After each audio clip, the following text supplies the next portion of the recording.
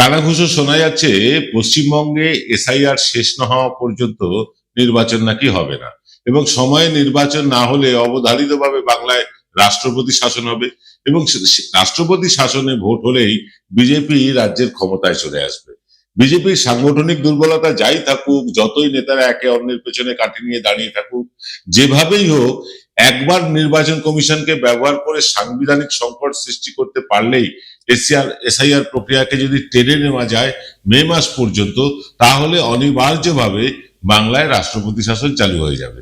স্বয়ং স্বরাষ্ট্রমন্ত্রী অমিত শাহ সেই এই কয়েকদিন আগে এসে এই কথা বলে গেলেন যে এসআইআর শেষ না হওয়া পর্যন্ত বাংলায় নাকি ভোট হবে না। এখন সুকান্ত, শুভেন্দু, দিলীপ ঘোষেরা সমস্যারে এসআইআর কে স্থগিত করে দিতে চিৎকার শুরু করে দিয়েছেন।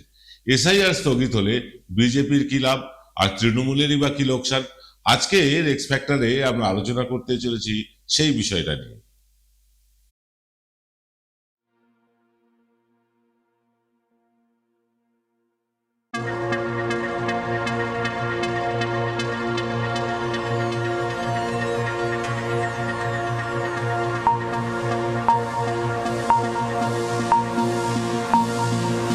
নমস্কার, শুভ সন্ধ্যা। আপনারা দেখছেন এনকে ডিজিটালের সান্ধ্য অনুষ্ঠান এক্স ফ্যাক্টর। আমি প্রবীর বিশ্বাস রয়েছি আপনাদের সাথে। প্রথমেই বলে রাখি, এসআইআর হলো ভোটার তালিকায় নিবিড় সংশোধন, আর এই ভোটার তালিকার সংশোধন নির্বাচন কমিশন সারা বছর ধরে করে। ভোট এলেই ভোটার তালিকায় সংশোধন হয়, এই ধারণা থেকে আগে বেরিয়ে এসে পুরো প্রতিবেদনটা দেখার অনুরোধ করছি। বিজেপি যখন কোনোভাবেই বাংলা জয়ের রাস্তা খুঁজে পাচ্ছে না, ইডি সিবিআই অস্ত্র ব্যর্থ, এসআইআর নিয়ে বাংলা জয়ের পথ সুগম করতে গিয়ে আরো বেশি দুর্গম করে তুলেছে, বোঝার ওপর শাঁকের আটি হয়ে চেপে বসেছে লজিক্যাল ডিসক্রিপেন্সির নামে সাধারণ মানুষের চূড়ান্ত হয়রানি। যদিও এর দায় নির্বাচন কমিশনের হলেও মানুষের ধারণা বিজেপির ওই 2 কোটি ভোটারের নাম বাদ দেওয়ার স্বপ্নকে সফল করতেই এই লজিক্যাল ডিসক্রিপেন্সির অজুহাত খাড়া করেছে বিজেপি। দায়টা ঘুরিয়ে বিজেপির ঘাড়েই চলে গিয়েছে। এই অবস্থায় একমাত্র আশার আলো বাংলায় রাষ্ট্রপতি শাসন। সেটা হলেই বিজেপির জয়ের ধ্বজা নবান্নের 14 তলায় নাকি পথ পথ করে উঠবে। সেই কারণেই প্রথমে এসআইআর বাংলায় করতেই হবে বলে দাবি করতে থাকা ওই শ্রমিক ভট্টাচার্য, শুভেন্দু অধিকারী, সুকান্ত মজুমদারেরা এখন এসআইআর স্থগিত করতে হবে বলে বায়নাক্কা জুড়ে দিয়েছেন। ওদিকে অমিত শাহ বাংলার বিজেপি নেতাদের আজ পর্যন্ত সব আবদার, সব বায়নাকে মেনেও নিয়েছেন। যখন যেখানে সিবিআই ইডির কথা তারা বলেছেন, সেখানেই এনআইএ, সিবিআই, ইডি হানা দিয়েছে। অভিষেক ব্যানার্জি বাদে বঙ্গ বিজেপির ইচ্ছা অনুসারে প্রায় সমস্ত তৃণমূল নেতাকে তারা গ্রেফতার করে দিনের পর দিন আটকে রেখেছে। অবশ্য পরে কোর্টের নির্দেশে গিয়ে কোর্টের কাছে কিছু প্রমাণ করতে না পেরে বেশিরভাগ তৃণমূল নেতাদেরই তারা ছেড়ে দিতে বাধ্য হয়েছে। তারপরে এই বঙ্গ বিজেপির নেতারাই বাংলার মানুষের প্রাপ্য টাকা পয়সা আটকাবার জন্য দিল্লিতে দরবার করেছেন এবং সেটা বলার সাথে সাথেই বন্ধ হয়ে গিয়েছে আবাস যোজনার টাকা, 100 দিনের কাজের টাকা, এমনকি সুপ্রিম কোর্টের নির্দেশের পরেও 100 দিনের কাজের টাকা বাংলার মানুষকে দেওয়া হচ্ছে না। এসআইআর বাংলায় শুরু করবার ব্যাপারে সবচেয়ে আগ্রহী ছিলেন বঙ্গ বিজেপির নেতারাই। তাই তড়িঘড়ি এসআইআর করতে গিয়ে পা হড়কে পিছলে যাওয়ার সম্ভাবনা সত্ত্বেও এলোমেলো ভাবে এসআইআর চালু করিয়ে দিয়েছেন অমিত শাহ বকলমে। ট্রাকে ভরে ভরে নাকি টাকাও পাঠিয়েছেন তিনি এ রাজ্যে। কিছুতেই যখন কিছু হলো না, এখন নতুন বায়না এসআইআর কে স্থগিত রাখতে হবে। এবারেও যদি অমিত শাহের আঙুলের ইশারায় এসআইআর প্রক্রিয়া স্থগিত রাখা হয় বাংলায়, তাহলে কি হবে? রাষ্ট্রপতি শাসন জারি হবে বাংলায়? এই প্রশ্নের উত্তরটা দিতেই আসছি ছোট্ট একটা বিরতির পর। এবার সাধ্যের মধ্যেই হবে মধ্যবিত্তের স্বাদ পূরণ। নতুন বাড়ি, নতুন স্বপ্ন, সুখের নতুন অধ্যায় শুরু হোক এই উৎসবে। Ashoka group, রিডিফাইনিং realty.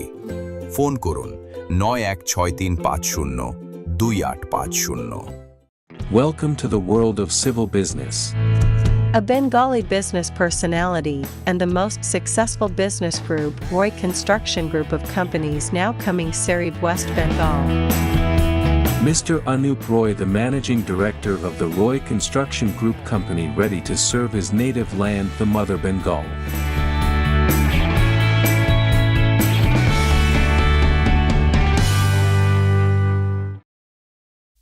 ফিল্ম বিরতির পর আপনারা দেখছেন এনকে ডিজিটালের সান্ধ্য সম্প্রচার এক্স ফ্যাক্টর। আমরা আলোচনা করছি পশ্চিমবাংলার রাষ্ট্রপতি শাসনের খোয়াব যারা দেখছে তাদের উদ্দেশ্যেই এই প্রোগ্রামটা। সাধারণ দর্শকেরা জানেন যে রাষ্ট্রপতি শাসন এত ইজি ব্যাপার নয়, এত জলবৎ তরলং নয়।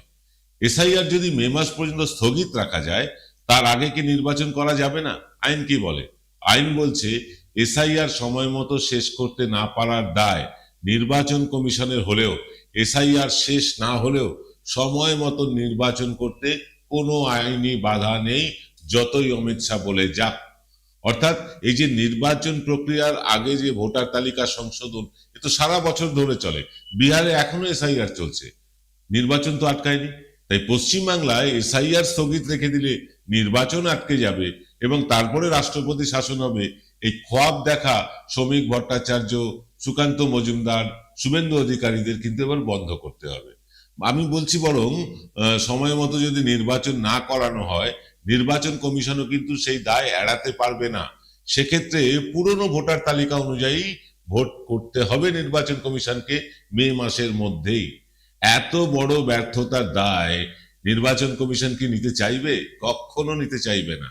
এমনিতেই নির্বাচন কমিশনের অপদার্থতায় তাদের গুরুত্ব এখন তলানিতে। তার উপরে যদি কোনো রাজ্যে, শুধু পশ্চিমবঙ্গে বলে নয়, যদি কোনো রাজ্যে, ভারতের যে কোনো রাজ্যে তারা নির্দিষ্ট সময়ের মধ্যে ভোট করাতে না পারবার জন্য যদি রাষ্ট্রপতি শাসন জারি হয়, সে জবাব তো সুপ্রিম কোর্টেই দিতে হবে নির্বাচন কমিশনকে। তবে আইন অনুযায়ী ভোটার তালিকা সংশোধন একটা সারা বছরের প্রক্রিয়া, এর সাথে নির্বাচনকে আটকে দেবার কোনো আইন নেই। যতই অমিত শাহ বলে যান যে এসআইআর শেষ না হওয়া পর্যন্ত বাংলায় নির্বাচন হবে না, আর এই কথায় নেচে কুঁদে বঙ্গ বিজেপির নেতারা নির্বাচন কমিশনকে এসআইআর স্থগিত রাখার কথা বলতেই পারেন। আইন অনুযায়ী ভারতের যে কোনো রাজ্যে 5 বছর সময়কালের মধ্যেই ভোট করাতে হবে নির্বাচন কমিশনকে, তারা বাধ্য। তাছাড়া নির্বাচন কমিশনের অপদার্থতায় যদি বর্তমান রাজ্য সরকারের মেয়াদকাল ফুরিয়ে যায় এবং তারপরেও যদি ভোট না করিয়ে রাষ্ট্রপতি শাসনের দিকে জোর করে ঠেলে দেওয়া হয় বাংলাকে, খুব স্বাভাবিকভাবেই তৃণমূল কিন্তু সহানুভূতির ভোটটা পাবে। উল্টে কেন্দ্রীয় সরকারকে, নির্বাচন কমিশনকে তারা সুপ্রিম কোর্ট পর্যন্ত টেনে নিয়ে যাবেই। সারা পৃথিবী জুড়ে মোদী শাহের স্বৈরতান্ত্রিক মানসিকতার প্রচার হবে। দেশের আভ্যন্তরীণ এবং বৈদেশিক চাপের দায় নিতে হবে কিন্তু বিজেপিকেই।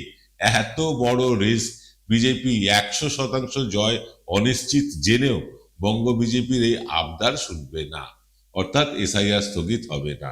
বলা ভালো, এই বায়না বা এই আবদারে তারা কর্ণপাতই করবে না। ফলে বাংলায় রাষ্ট্রপতি শাসন জারি করে বাংলা জয়ের শেষ স্বপ্নটাও কিন্তু ভেঙে যেতে বসেছে বিজেপি।